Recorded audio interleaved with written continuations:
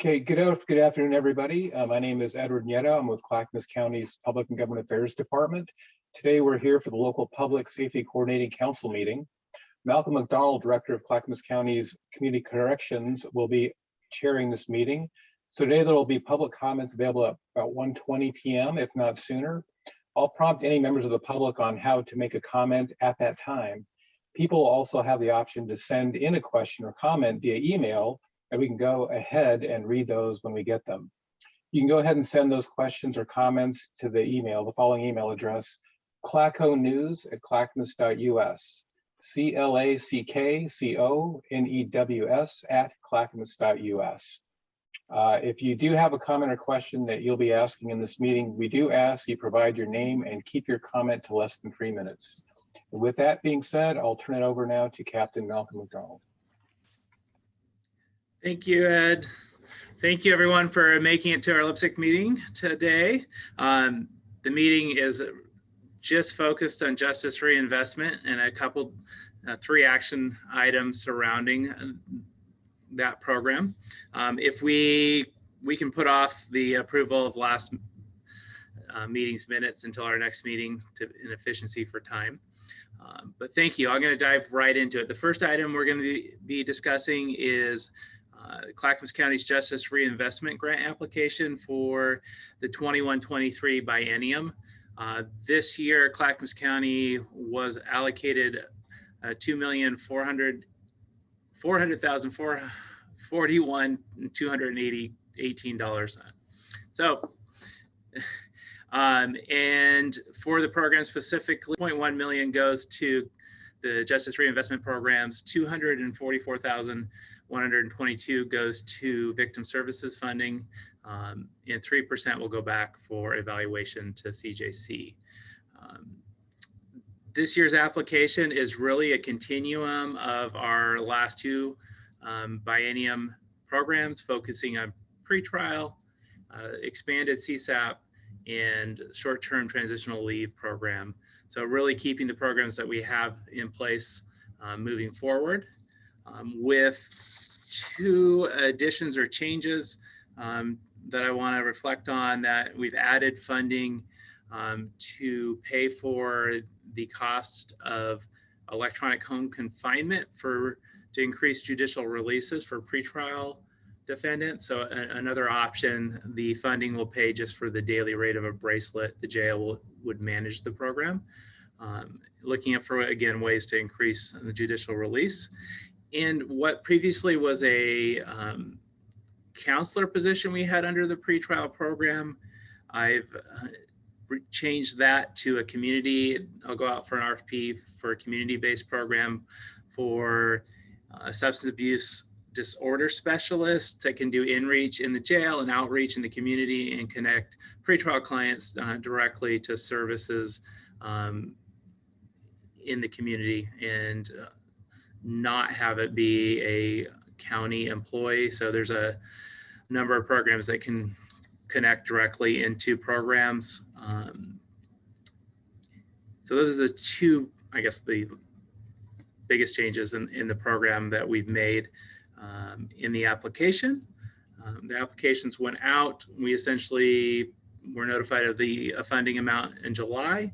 I'll give Valerie Adrian, our policy performance senior analyst here, the biggest credit in putting this together in a short amount of time so we can get through all the processes. That's a highlighted version. I'm going to open it up for any discussion, questions, concerns about the application, and from LPSC members.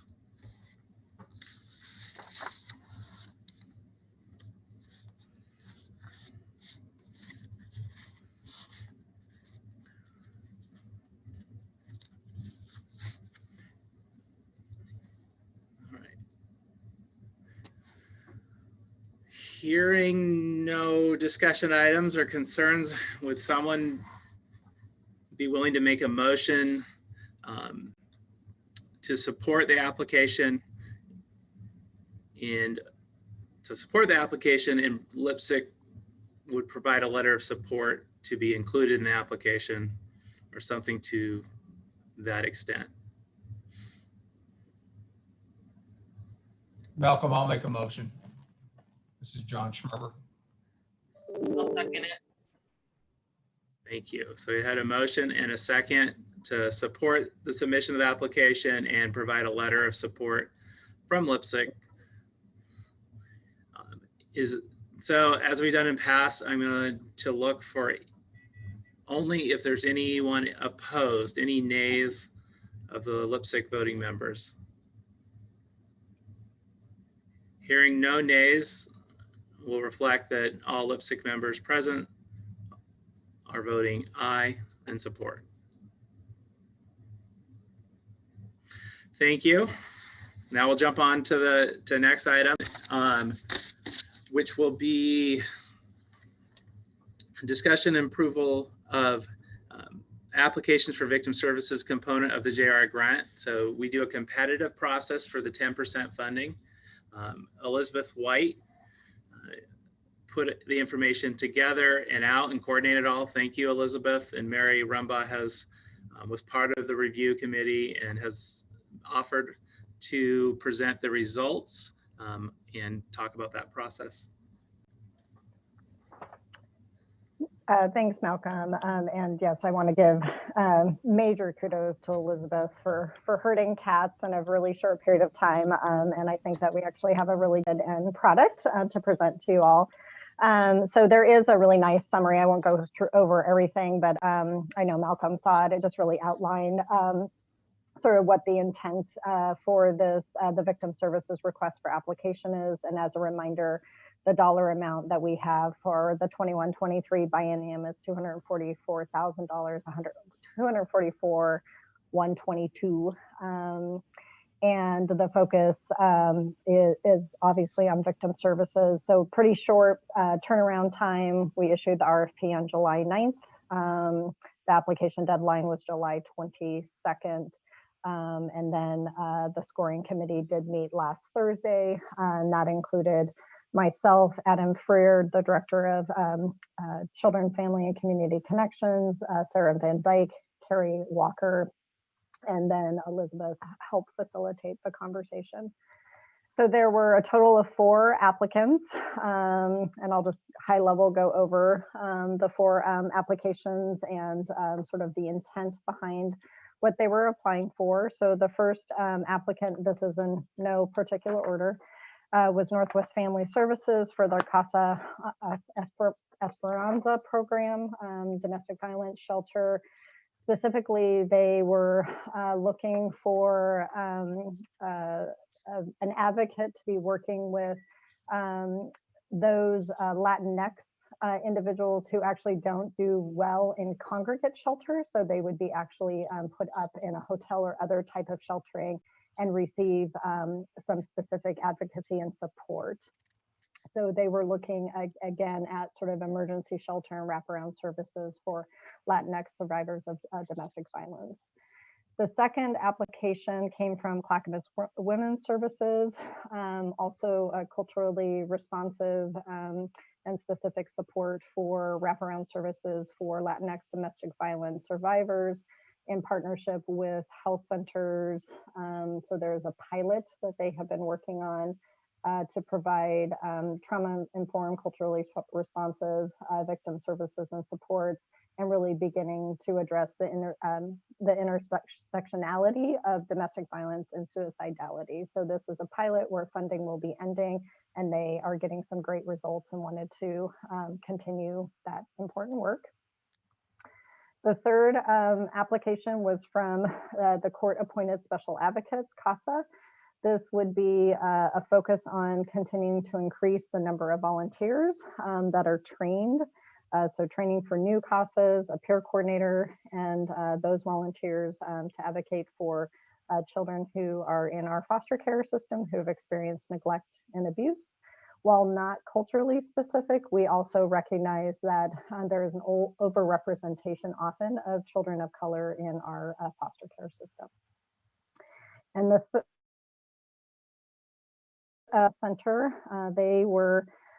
this is a culturally specific ask, so they are seeing an increase in Latinx children coming through the center for evaluation. So they would be adding a Spanish-speaking specific clinician to be working with those children and their families. So again, culturally specific and obviously very focused on mental health services for children experiencing abuse and neglect. Any questions thus far?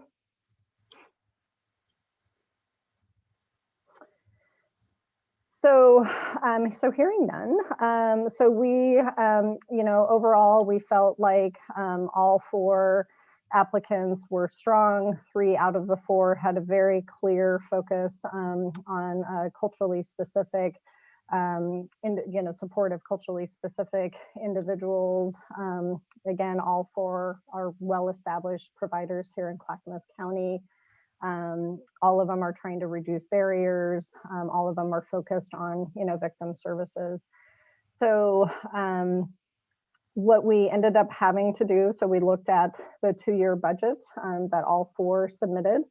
And ultimately, 2 out of the 4 had very small budgets. So CASA had a total of $30,311 for their 2-year budget, and the Children's Center had 23,227. So very small budgets. We didn't feel like we could, if we reduced them at all, we felt like they probably would not be able to do the work that they needed to do. For example, the Children's Center, they're really just looking for a 0.2 FTE. So any reduction probably would not allow them to do that. So Northwest Family Services and Clackamas Women's Services, what the group is proposing to do is that, again, we fund all 4 of these, but that we do an equitable reduction to Northwest Family Services and Clackamas Women's Services, a 15.2% reduction. So the requested amount for Northwest Family Services was $92,972. We're proposing to fund them at $78,960.54. Clackamas Women's Services proposed 2-year budget was $131,489, and we are proposing that we fund them at $111,623. So again, an equitable, just looking at a across the board equitable reduction in those 2 higher proposals, with the hope that they would still be able to meet what they proposed in their application with that small reduction.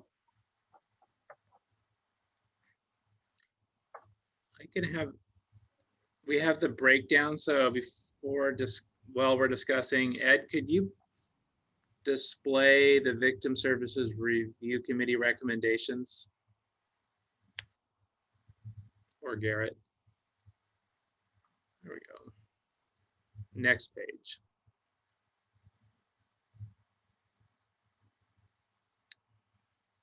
Is there a way to get it on one page?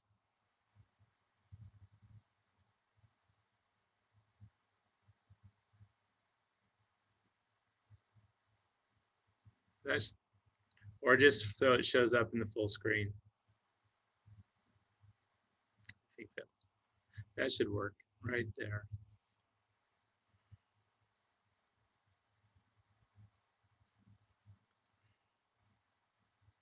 Okay.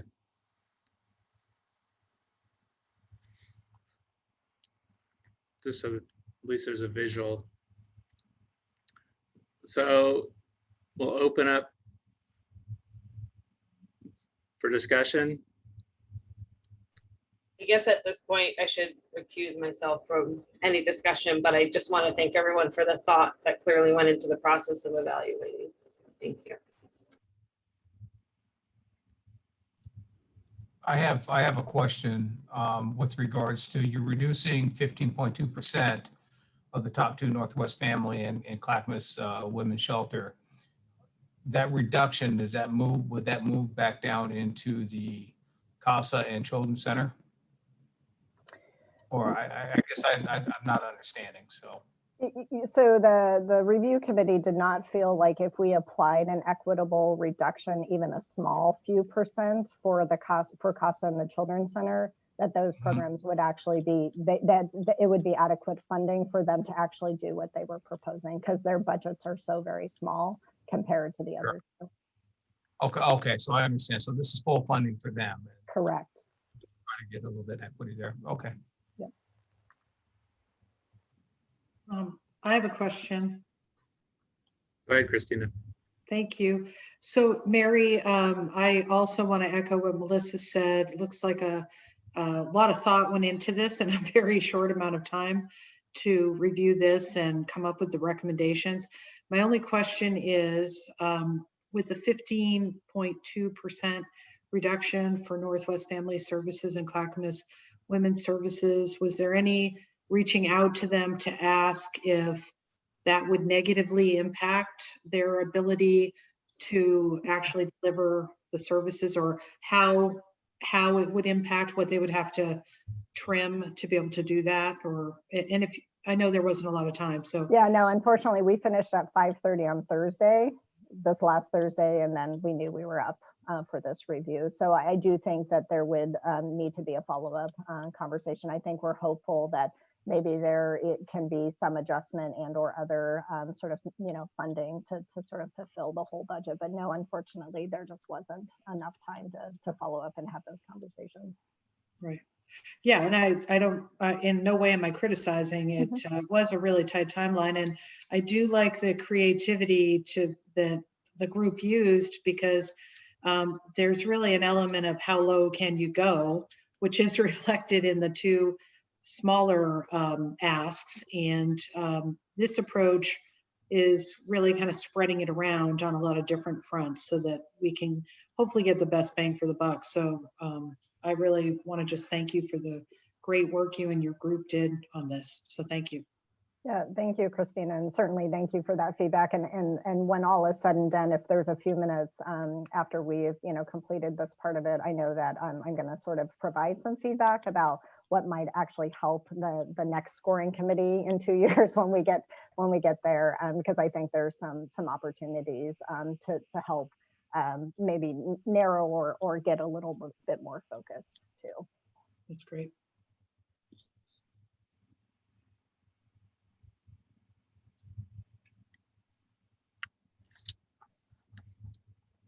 Any further discussion or other questions for the?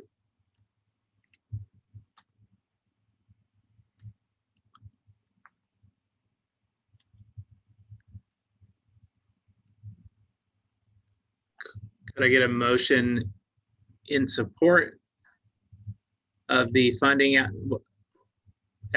allocation to the 4 applicants as outlined in the document? This is Rod Cook. I move for approval. I second that motion. I need to add, much like I'm kind of in the same or similar boat to Melissa. I serve on the Children's Center board, and so I don't think it would be appropriate for me to vote on this. And I don't know if that affects the quorum, but I just wanted to let everyone know. Nope, we just need a quorum to do business. We can have you abstain and Melissa abstain from voting, and we'll still have a majority if everyone is in support. So it'll just come down to the total numbers. So Melissa, just to confirm, you're abstaining from voting? Okay, DA Wentworth has said he's abstaining from voting. So just let the record reflect 2 abstaining as prior. Are there any nays to the motion that's on the table? Hearing no nays from the voting members, let the record reflect the ayes from all members except for those 2 that abstained. Thank you.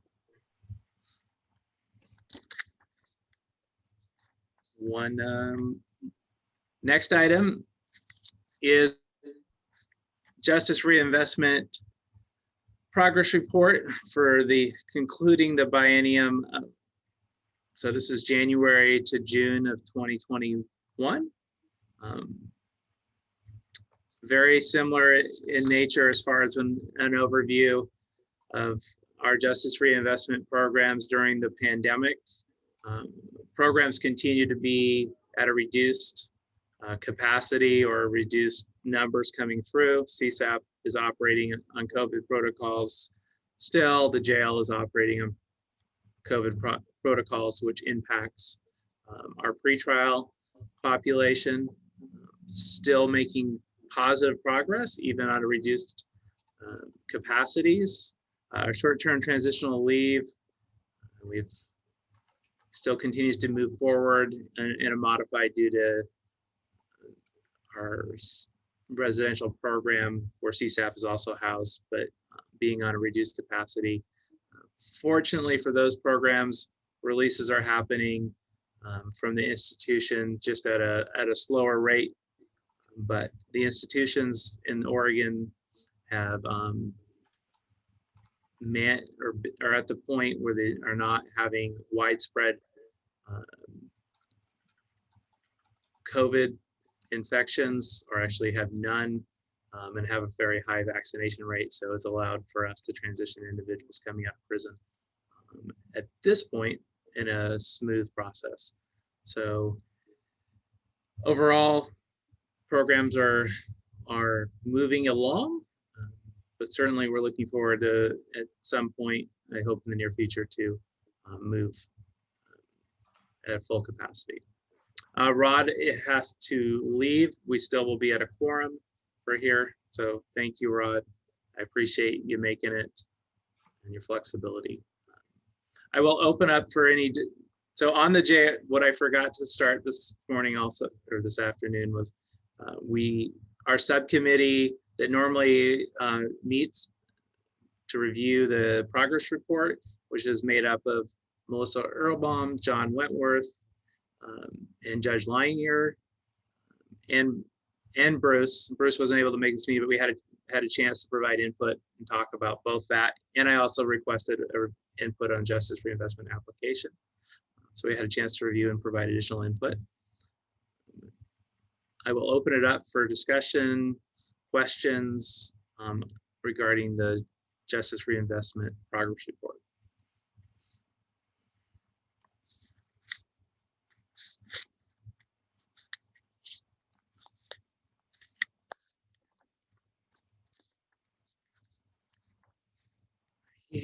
Hearing no questions or discussion items, I would ask for a motion to approve the justice reinvestment progress report.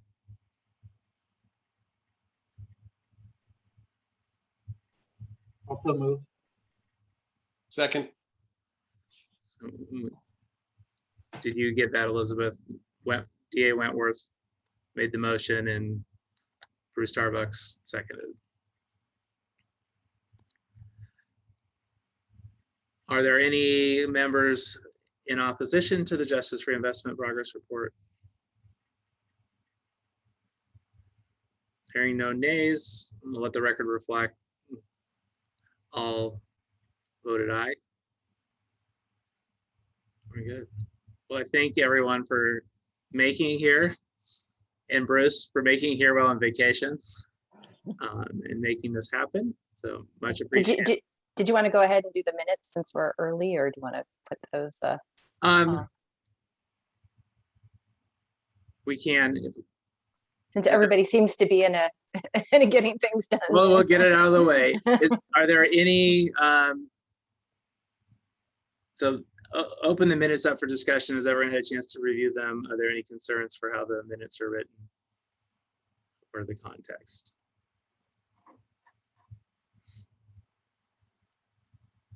Hearing no discussion items or questions or concerns, could we have a motion to approve the minutes? I move that we approve the minutes. Mary Rumbaugh will second. We have a motion and a second.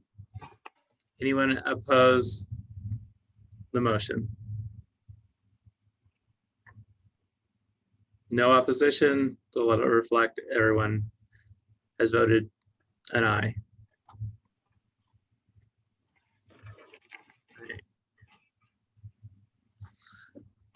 Thank you, but most of all, thank you, Mary and Elizabeth White, for getting the process in a short time period and turning around. And thank you to Valerie Adrian for getting everything put together again in a short turnaround. I know the Criminal Justice Commission intended to have give us more time, but as we know, we also have the Board of County Commission that gets to weigh in on this, and they take a recess at the end of the month. So short turnaround and time frame to get everything through. So I appreciate everyone's time and providing input as we move through the process. Are there any other items before we open it up for public questions?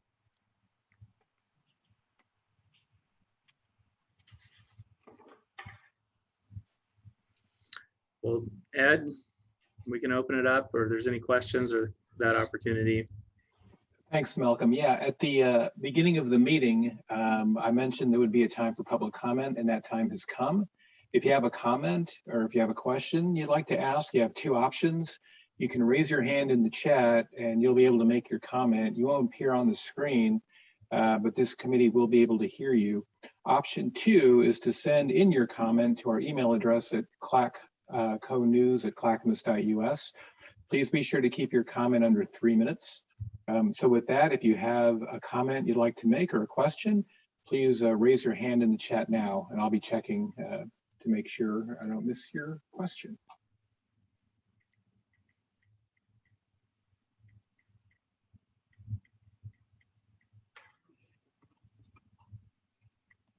Okay, Malcolm, I'm not seeing any questions from the public. Okay. Thank you. And okay, people are moving around. I'm looking for Mary, and she went across the screen, then back across the screen. We'll do a follow-up, Mary, to talk about feedback on how to do the process in the future. And when we do it every 2 years, I think some things get lost. So I appreciate any feedback so we can be more effective and efficient and equitable as we move forward. Okay. With no public comments and no further items to discuss, we I have a will. question. Oh, go ahead, Emily. Hi, it's good to see you all again. I've missed a few meetings, so I may be asking a question that's already been discussed, but I'm curious about reflections on the lower number of intakes that are continuing to come into the prison system, and the lower numbers of residents overall, and if what the numbers are saying about how much that may be related to JRI, how much it is related to COVID, and if those trends, or if we're considering how those trends, how we can continue to support those trends when we go back to whatever the new normal might look like.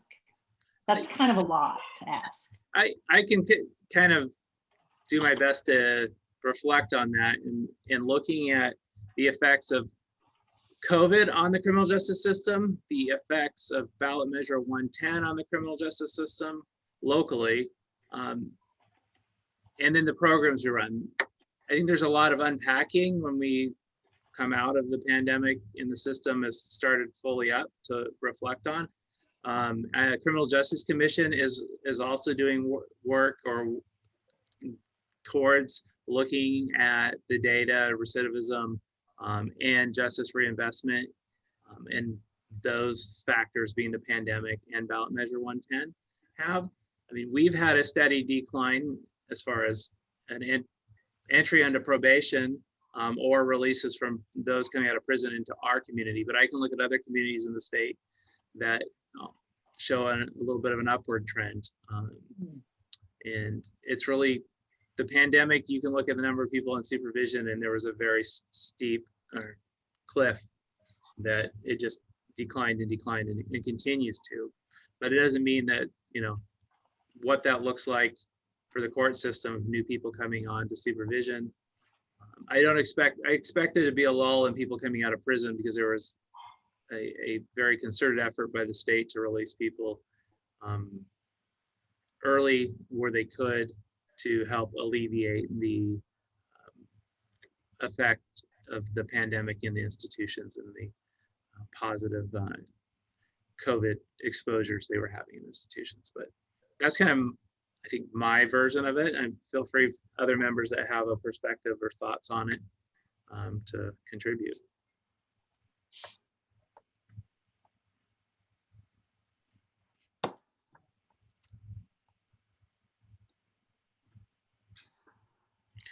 Well, I'm curious about if there's any how the early releases and the fewer people in prison, how is that being reflected in the numbers regarding public safety?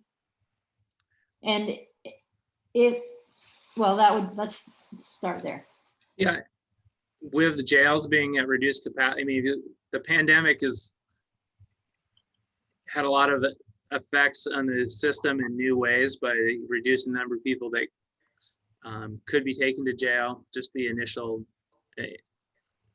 nature of law enforcement not interacting with the public, or just general resistance to engage until they knew more about how, I think, COVID operated. But jails not being able to be at full capacity and reduced statewide or nationwide, there's a lot of effects that still have to be looked at and look at the data behind it. So basically, we don't know yet if it's sustainable from a public safety perspective to continue whatever diversion programs or whatever it is that's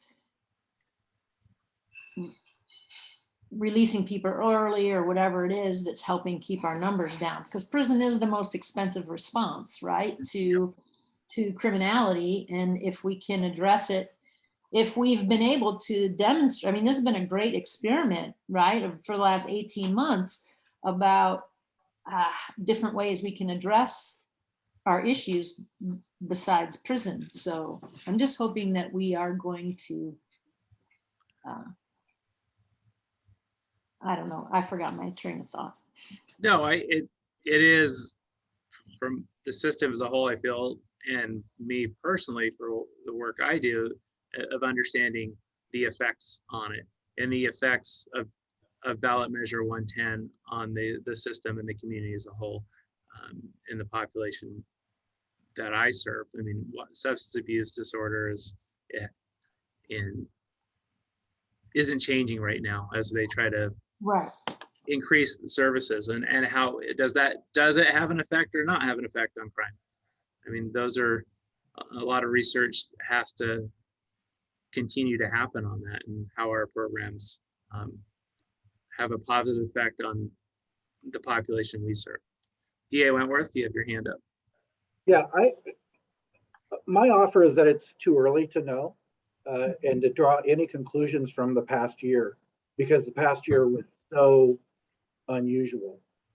And this is one of those matters where you stand might depend on where you sit.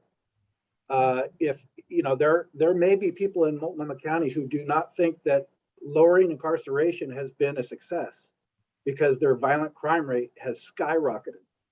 And others in the state might believe that it's been a super success because crime hasn't gone up in their community. And I think we're just going to have to unravel over time what the causes and effects are and the correlations are. And from my perspective, we're too early to make those determinations, especially to sort out what's JRI and what's COVID. We just didn't get many trials out in 2020, for example. A lot of cases that were pending in Bruce. I can see your chest. A lot of cases that were pending in 2020 are still pending in 2021 and have not resolved.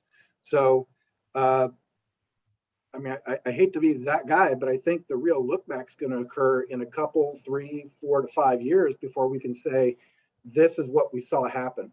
We're right in the middle of it right now. That's my perspective.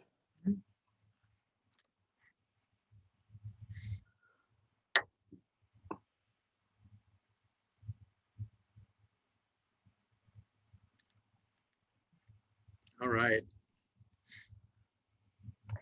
So Malcolm, I did notice a comment in the chat. Let's see. Ed, is that a public? I believe it is. And the question is, it's from Carissa Bishop. Has there been any discussion about implementing 988, the new number for the National Suicide Prevention Lifeline? And Malcolm, I was just going to offer, I'm not aware that we have spoken about 988 and implementation, but I could certainly give folks a quick preview on what the plan is. Yeah, I would, Lipstick itself has not discussed it, but Mary, if you have a quick overview to. Sure. Great. Yeah, Carissa, thank you for that great question. And my name is Mary Rumbaugh, and I'm the Director for Behavioral Health here at the county, as well as the interim Deputy for Health, Housing, and Human Services. So I am pretty close to conversations about what it will look like to implement 988. So for those of you who haven't heard about 988, this was federal legislation passed earlier this year or toward the end of last year, I can't remember, to really have all states implement one centralized mental health crisis number. And the advocacy was, folks know 911, so let's do an easy 3-digit number specific to mental health. And the advocacy was that it would be 988. So Oregon is quickly looking at what it would take to implement 988. They do need to implement by, I believe, spring of next year, but don't quote me. And I know Chris added a little fact sheet. And the idea would be that most calls would be resolved at the 988 call center.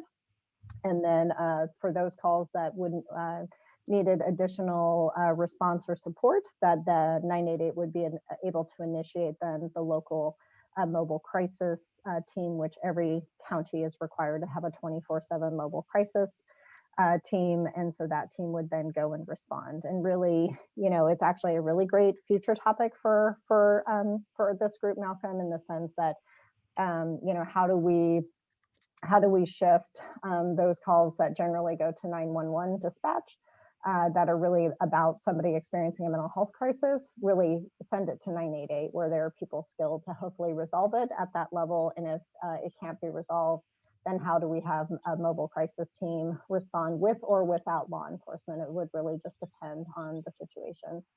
So I think part of the implementation will be, how do we shift sort of our community's quick response to use 911, because that's what we say all the time. If you're experiencing a mental health crisis, call 911.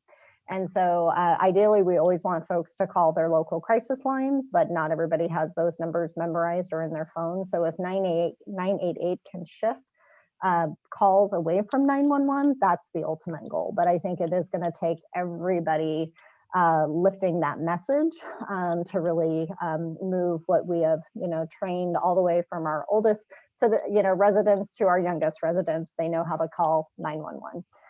So that's the sort of overall intent behind 988, and a great future topic for this group.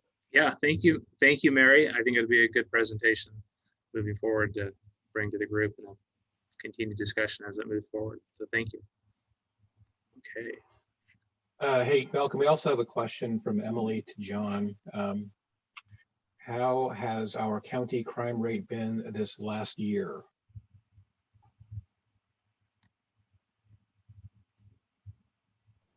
It all depends on. Is it which John? I'm sorry.